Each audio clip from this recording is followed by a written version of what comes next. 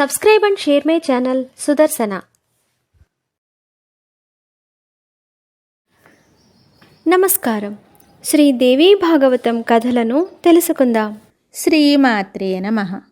శ్రీ గురుభ్యో నమః.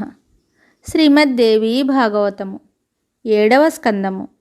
చండాలుని ఆదేశముతో హరిశ్చంద్రుడు శ్మశానవాటికకు వెళ్ళుట. శౌనకుడు అడుగుతున్నాడు, మిగుల ఆదరణీయుడవైన సూత మహర్షి, చండాలుని ఇంటికి వెళ్ళి హరిశ్చంద్ర మహారాజు ఏం చేశాడు? మీరీ ప్రశ్నకు దయచేసి సమాధానం చెప్పండి. సూతుడు చెప్తున్నాడు, ద్విజవర, విశ్వామిత్రుడు వెళ్ళిపోయిన తరువాత చండాలుని మనస్సు ఆనందంతో వికసించింది. విశ్వామిత్రునికతడు అనుకున్న ధనాన్ని ఇచ్చివేశాడు. రాజును బంధించాడు. నీవిక అసత్యమాడవు కదా అని పలికి హరిశ్చంద్రుని బెత్తంతో కొట్టాడు. బెత్తముతో దెబ్బ తగులుటచే అతని మనస్సు చెలించిపోయింది. ఇంద్రియములు వ్యాకులత చెందాయి. ప్రియమైన బంధువుల వియోగము అతని హృదయమును కాల్చివేస్తూనే ఉంది. చండాలుడు హరిశ్చంద్రుని ఇంటికి తీసుకుని కారాగారంలో పడవేశాడు. తాను స్వయముగా శాంత మనస్కుడై నిద్రించాడు. చండాలుని ఇంటి వద్ద కారాగారమునందు రాజగు హరిశ్చంద్రుని కాలం గడుస్తోంది. మహారాజు అన్నపానీయాల్ని విడిచాడు. ఆయన నిరంతరము బలహీనురాలైన నా భార్య దయకు పాత్రురాలు.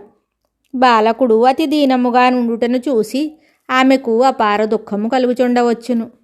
నన్ను స్మరిస్తూ రాజు మమ్ములను బంధముక్తులను చేయును.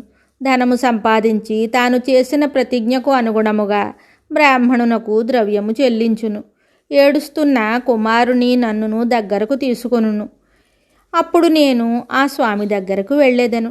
అప్పుడు ఆ బాలుని కూడా దగ్గరకు తీసుకొనును. కురంగి వంటి సుందర నేత్రములు గల నా ప్రియురాలికి నేను చండాలుడనైన విషయము తెలియదు. రాజ్యము నా చేతి నుండి వెళ్ళిపోయినది.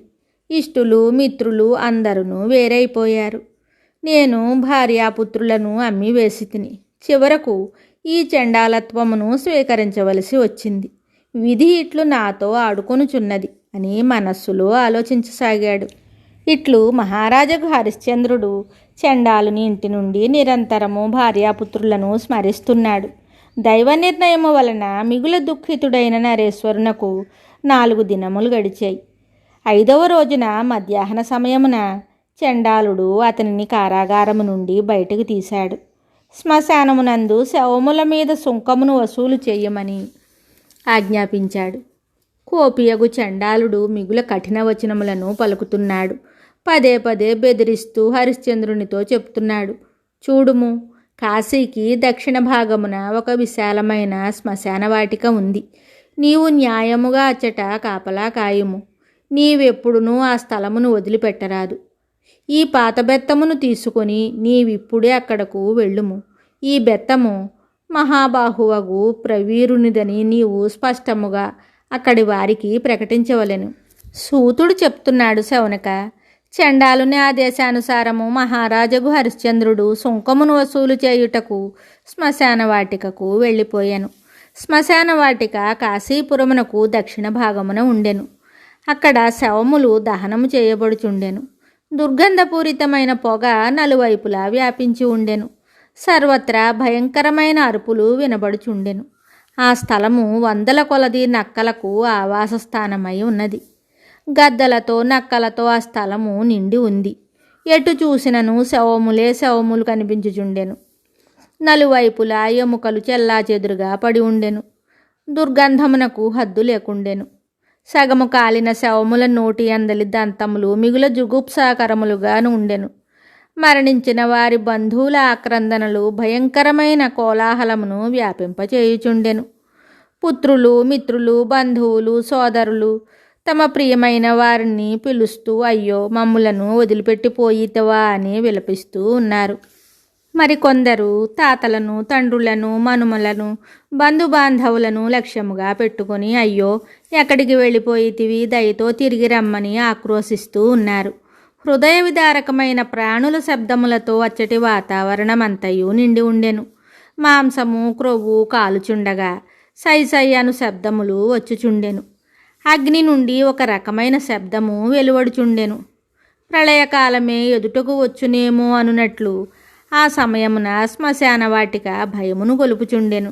హరిశ్చంద్రుడు శవములను చూచుటకు ఇటు అటు తిరగసాగాడు. అతని శరీరమంతయు పొగ దుమ్ముచే నిండిపోయింది.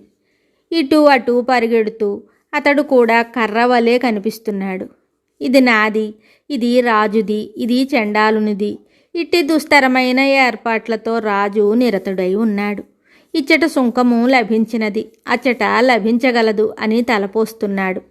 అతని శరీరము మీద ఒకే ఒక పాత వస్త్రము ఉంది. దానిలో ముడులున్నాయి. చింపిరి గుడ్డల బొంత అతని దగ్గర ఉంది. కాళ్ళు, చేతులు, ముఖము, ఉదరము బూడిద దుమ్ము చేత కప్పబడి ఉంది. చేతి వ్రేళ్ళు రక్తమాంసములతో క్రొవ్వుతో తడిసి ఉన్నాయి. రకరకములైన శవముల చితులను ఏర్పాటు చేయుటలో మునిగి ఉన్న అతని ఆకలి ఉపశమించెను. పగటిపూట కానీ రాత్రి కానీ అతడు నిద్రపోవడం లేదు.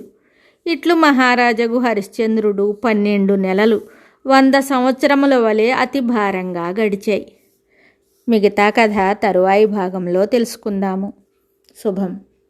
శ్రీ దేవీ భాగవతం తరువాయి భాగంలో మళ్ళీ కలుద్దాం. నమస్కారం. Subscribe and share my channel Sudarshana.